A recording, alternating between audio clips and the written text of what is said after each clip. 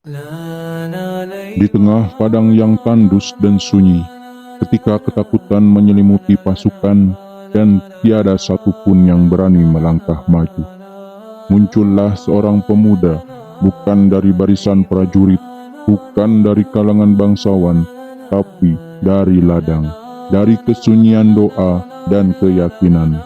Dialah Daud, pemuda biasa dengan iman yang luar biasa.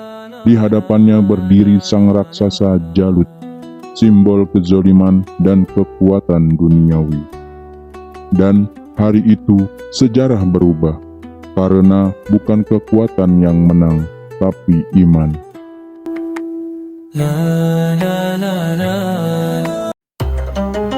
Di suatu zaman yang telah lama berlalu, ketika dunia masih dikuasai para raja dan medan tempur dipenuhi deru kuda dan gemuruh pedang, hiduplah seorang nabi yang istimewa.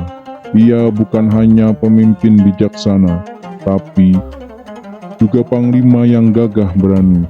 Dialah Daud, sang hamba pilihan yang suaranya mampu membuat burung-burung berhenti terbang hanya untuk mendengarkan.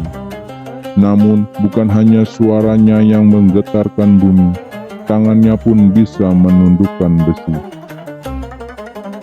Langit tampak merah saga di ufuk barat, dentuman tambur perang menggema, mengguncangkan lembah tempat dua pasukan besar saling bersiap. Di satu sisi berdiri pasukan Bani Israel yang dipimpin oleh Raja Tolit, raja yang soleh dan gagah.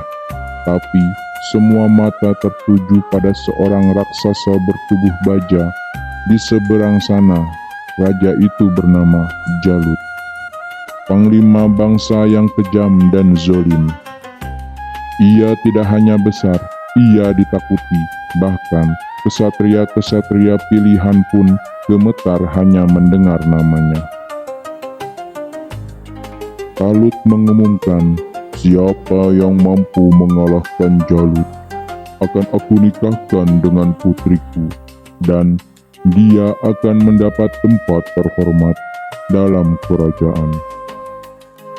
Namun tidak ada yang berani maju.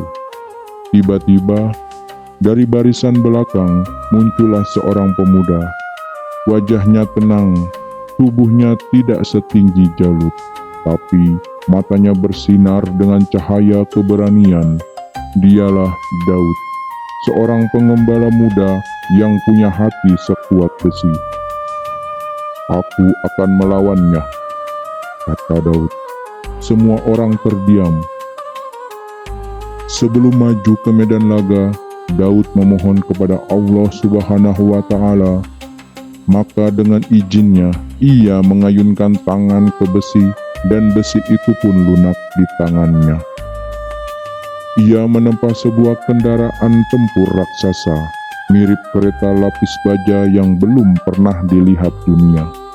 Terbuat dari besi yang kokoh, namun ringan karena diberkahi Allah Subhanahu wa Ta'ala. "Wahai Daud, kami telah menjadikan besi lunak bagimu. Buatlah baju besi dan ukur anyamannya dengan sempurna." Quran Surat Saba ayat 10-11. Kendaraan itu bergerak perlahan, membawa Daud ke tengah medan.